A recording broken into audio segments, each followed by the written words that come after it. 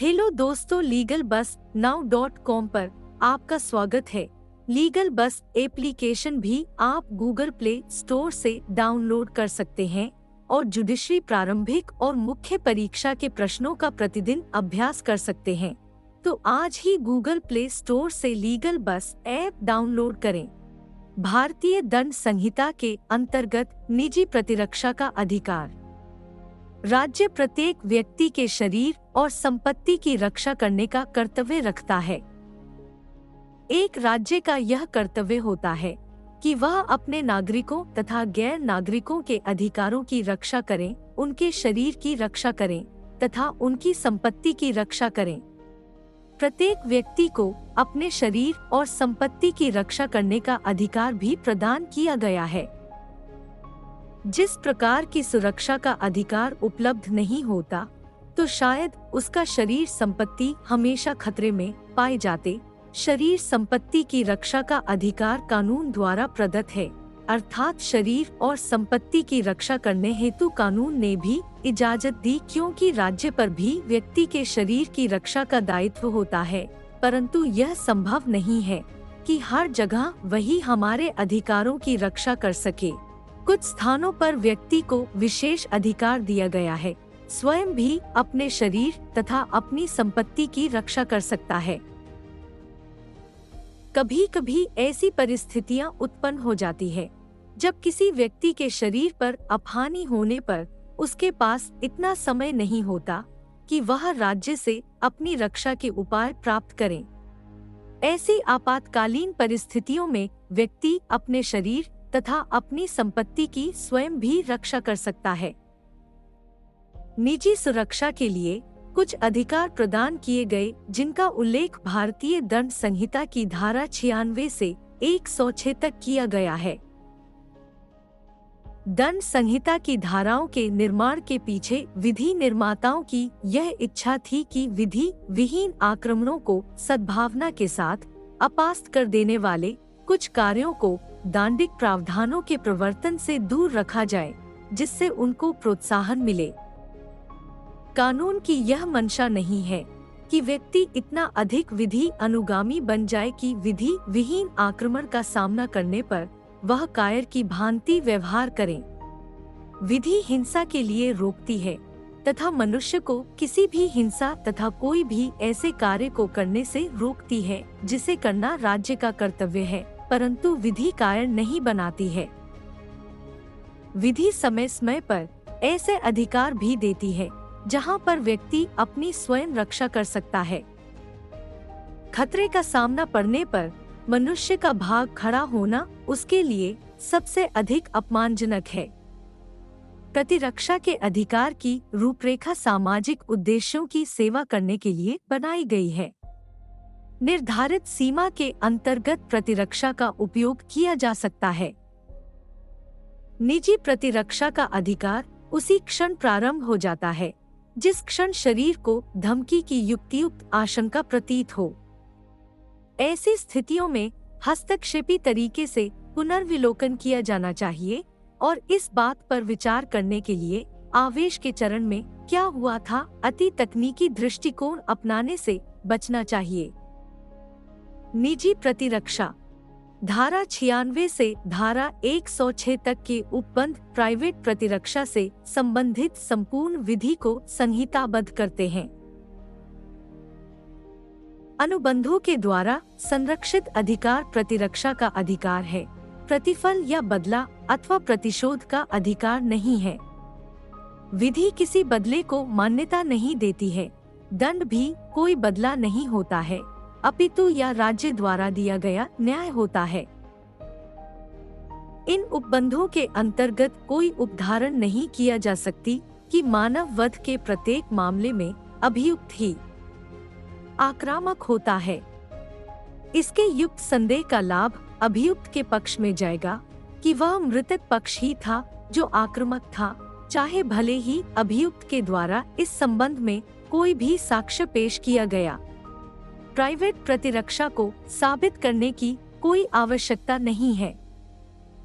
आपराधिक अभियोजन के प्रारंभ से लेकर अंत तक अभियुक्त का अपराध साबित करने का भार अभियोजन पक्ष पर रहता है।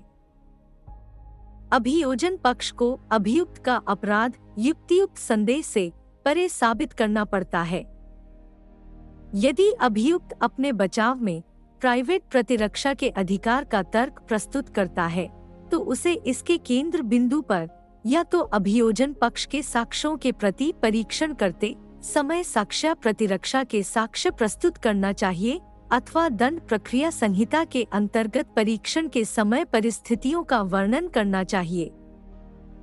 प्रस्तुत किए गए विवरण और परिस्थितियां न्यायालय के मस्तिष्क में उत्पन्न करती है कि हो सकता है कि अभियुक्त कहो तो वह दोष मुक्ति के योग्य है, परंतु इसका तात्पर्य यह नहीं है कि रक्षा के लिए मात्र एक शब्द कह देना पर्याप्त है।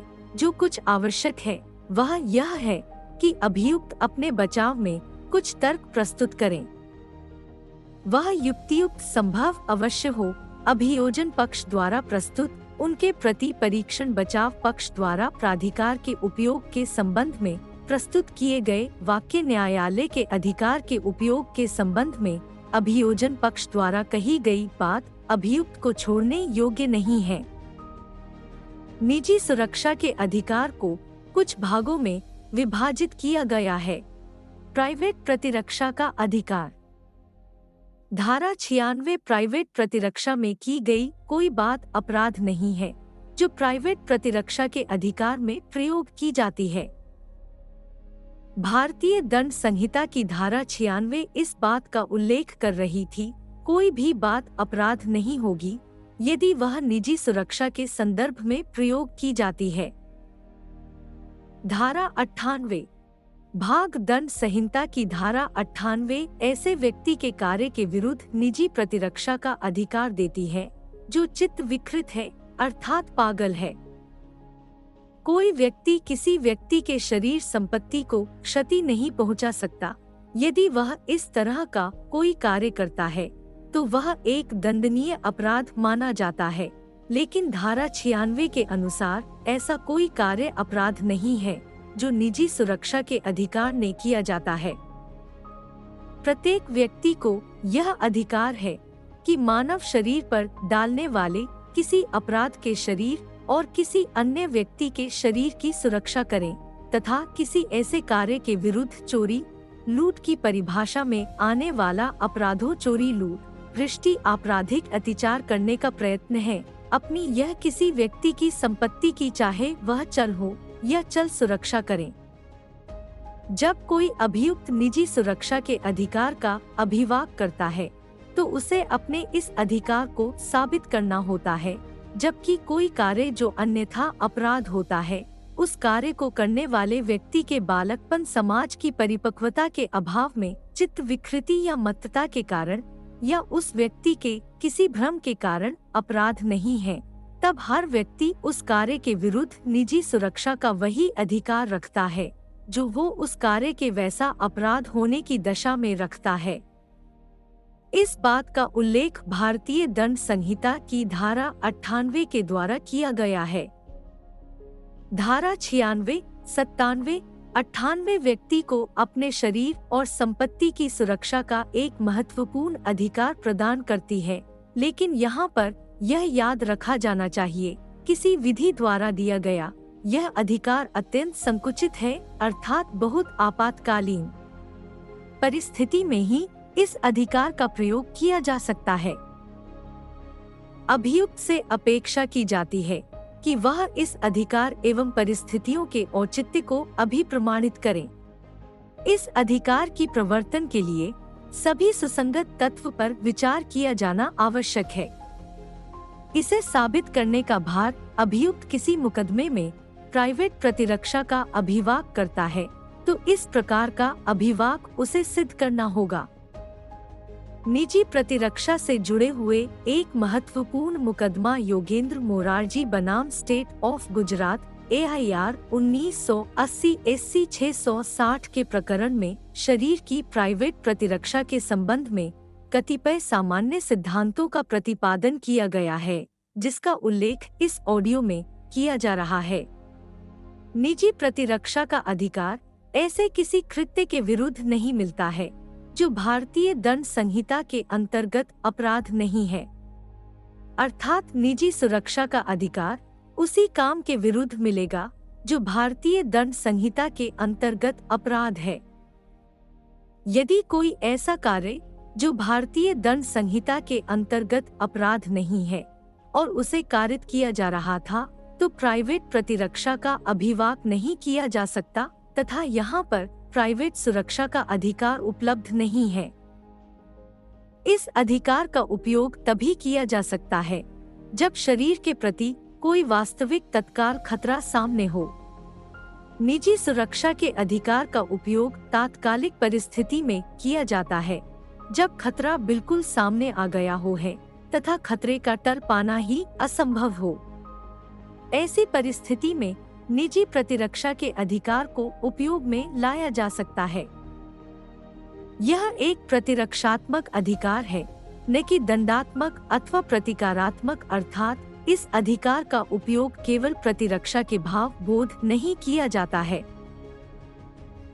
इस अधिकार का उपयोग दंड देने के लिए या प्रतिकर प्राप्त करने के लिए नहीं किया जा सकता है। यह अधिकार की रक्षा हेतु प्रदान किया गया है। बदले के लिए इस अधिकार का कोई प्रयोग नहीं किया जा सकता, नहीं इस अधिकार का अभिवाक बदले के स्वरूप में किया जा सकता है। जैसे किसी व्यक्ति को यदि चाकू मारा गया तो उसके बदले में वह सामने वाले व्यक्ति को चाकू नहीं मार सकता तथा यह नहीं कह सकता कि मैंने यहाँ पर चाकू इसलिए मारा क्योंकि चाकू मुझे मारा गया था, अर्थात मैंने बदला लिया। विधि बदले की भावना को प्रचारित नहीं करती है तथा किसी बदले की भावना का कोई समर्थन नहीं करती है। इसका विस्तार मृत्यु कारित करने तक उस समय होता है जब धारा 100 में वर्णित परिस्थितियां उत्पन्न हो जाएं। भारतीय दंड संहिता की धारा 100 के अंतर्गत इस बात का उल्लेख किया गया है कि निजी प्रतिरक्षा के अधिकार का प्रयोग करते हुए मृत्यु कहां तक कारित की जा सकती है। जहां लोक प्राधिकारी के संरक्षण प्राप्त करने का युक्तियुक्त समय अवसर उपलब्ध हो, वहां इस अधिकार का उद्भव नहीं होता है। इस मुकदमे के बाद में अन्य मुकदमा डोमिनिक बनाम state of Kerala AIR 1971 AC 1208 के मामले में उच्चतम न्यायालय द्वारा यह अभिनिर्धारित किया गया है कि निजी सुरक्षा के अधिकार का प्रयोग करते समय निम्न बातों का ध्यान रखा जाना आवश्यक है। केरल का यह प्रकरण निजी प्रतिरक्षा के मामले में मील का पत्थर है। इस अधिकार का प्रयोग करते समय किसी व्यक्ति को उससे अधिक अपहानि कारित नहीं की जा सकती जितनी की प्रतिरक्षा के लिए आवश्यक है। प्रतिकूल आक्रमण की ऐसी युक्तियुक्त आशंका होनी चाहिए कि यदि प्रतिरक्षण न की जाए तो उस आक्रमण से क्षति हो सकती है। अधिकार का प्रयोग तब तक प्रारंभ नहीं किया जा सकता जब तक कि आक्रमण की युक्तियुक्त आशंका मस्तिष्क में उतर नहीं जाती। निजी सुरक्षा के अधिकारों के प्रयोग में किसी व्यक्ति को अभद्र शब्दों से अपमानित कथनों के लिए क्षमा नहीं किया जा सकता, क्योंकि अभद्र शब्दों से किसी प्रकार की कोई सुरक्षा नहीं होती है। निजी सुरक्षा के अधिकार में कब मृत्यु तक कारित की जा सकती है। भारतीय दंड संहिता निजी सुरक्षा के अधिकार में मृत्यु तक का विस्तार करती है, अर्थात यदि किसी व्यक्ति की निजी सुरक्षा को खतरा है तो वह मृत्यु तक कारित कर सकता है।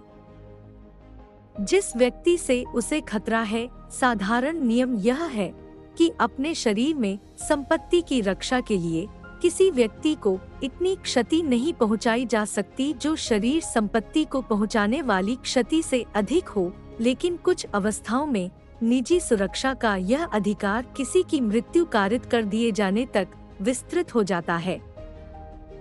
भारतीय दंड संहिता की धारा 100 के अंतर्गत ऐसी परिस्थितियों का उल्लेख किया गया है। ऐसा हमला जिससे युक्तियुक्त रूप से यह शंका हो जाए कि अन्यथा हमले का परिणाम मृत्यु होगी, इस बात का उल्लेख धारा 100 के अंदर किया गया है।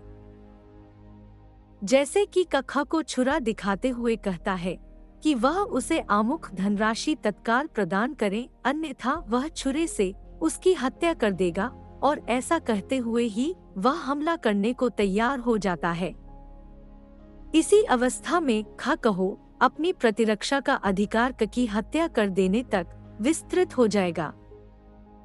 दंड संहिता की धारा 106 के अनुसार यदि प्रतिरक्षा ऐसी परिस्थिति में हो कि वह अधिकार का प्रयोग बिना एक निर्दोष व्यक्ति को हानि पहुंचाए नहीं कर सकता, तो वह जोखिम ले सकता है। जैसे कि एक व्यक्ति बलवाई भीड़ पर अपनी रक्षा के लिए गोली चलाता है, जिसमें निर्दोष व्यक्ति भी सम्मिलित हो जाते हैं, और उससे यह संभव है कि ऐसे व्यक्तियों को भी चोट लग जाए, उनकी मृत्यु हो जाए। ऐसी परिस्थिति में ऐसे व्यक्तियों की मृत्यु होने पर भी कोई अपराध नहीं बनता है। उत्तर प्रदेश राज्य बनाम नियमित AIR 1987 SC 1652 के प्रकरण में रात के समय पुलिस कर्मचारी कुछ व्यक्तियों को अवैध रूप से गिरफ्तार कर ले जा रहे थे। इन व्यक्तियों को छुड़ाने के लिए गांव के कुछ व्यक्तियों ने पुलिस कर्मचारियों का पीछा किया, तो वह थोड़ी दूर पर उनके पीछे पीछे चल रहे थे। इस पर एक पुलिस कर्मचारी ने उन पर 3 बार बंदूक चलाई। प्रतिरक्षा में उन व्यक्तियों ने पुलिसकर्मियों पर हमला कर दिया, जिसके परिणाम स्वरूप एक पुलिसकर्मी की हत्या हो गई। न्यायालय ने आक्रमण को प्रतिरक्षा का आधार मानते हुए उचित ठहराया। इसी प्रकार अत्यधिक दबाव या मजबूरी का उचित बोध होने की स्थिति में भी सुरक्षा का अधिकार मृत्यु कर देने तक विस्तृत हो जाता है। केशव और अन्य बनाम स्टेट व राजस्थान 1993 SC 2651 के प्रकरण में कहा गया है कि हाथापाई के मामले में जहां अभियुक्त को कुछ साधारण चोटें हुई कारित हुई, प्रतिरक्षा का अधिकार तो मिल जाता है, पर मृत्यु कारित कर देने तक का नहीं, क्योंकि यहाँ अभियुक्त ने न तो मृत्यु हो जाने की आशंका व्यक्त थी और न ही अपने को गंभीर चोट कारित होने की। यहाँ अभियुक्त ने प्रतिरक्षा में मृतक की मृत्यु कारित कर दी। अपनी अभिरक्षा में अधिकार सीमा मृत्यु कारित करने का अधिकार तभी है जब मृत्यु का होने की आशंका है या फिर अभियुक्त द्वारा इतनी गंभीर चोटों को सहन किया जा चुका है कि उसके परिणाम स्वरूप उसकी मृत्यु हो सकती थी, तथा बचने के लिए केवल एक ही उपाय बचा था कि यदि वह हत्या कर दे तो ही उसकी जान बच सकती थी, इसलिए उसने हत्या कारित कर दी। यदि किसी व्यक्ति का कृत्य ऐसा है जिससे गंभीर चोट पहुंचने की आशंका हो, तो निजी सुरक्षा के अधिकार का विस्तार हो जाता है।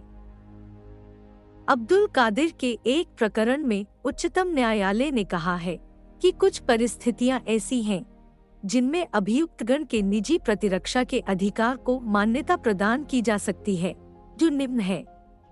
जहां अभियुक्त के कब्जे में कोई भूमि हो और उसमें उन्होंने फसल बो रखी हो जो पककर कटने की स्थिति में आ गई हो। मृतक और उसके साथी घातक हथियारों से सुसज्जित होकर फसल काटने के लिए अभियुक्तगण की भूमि पर आए हो। अभियुक्तगण द्वारा विरोध किए जाने पर मृतक और उसके साथियों ने अभियुक्तगण पर हमला कर उनको चोटें कारित की हो। बलात्कार आदि के आशय पर भी मृत्यु क्या की जा सकती है। बलात्कार का मामला समाज के लिए नासूर की तरह हो रहा है। आज छोटी छोटी बच्चियों के लिए बलात्कार जैसी विभत्स और क्रूर घटना सुनने को मिल रही है। भारतीय दंड संहिता की धारा 100 बलात्कार के आशय से किए गए हमले के अंतर्गत भी मृत्यु कारित कर देने तक प्रतिरक्षा का अधिकार देती है। बलात्कार अप्राकृतिक मैथुन अथवा अपहरण करने के आशय से किए जाने वाले हमले की अवस्था में निजी सुरक्षा का अधिकार मृत्यु कारित कर देना तक विस्तृत हो जाता है।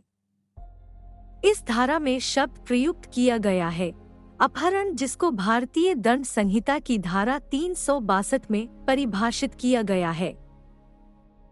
जहां हमला बलात्कार करने के आशय से किया जाता है, वहाँ निजी सुरक्षा के अधिकार का विस्तार मृत्यु तक हो जाता है।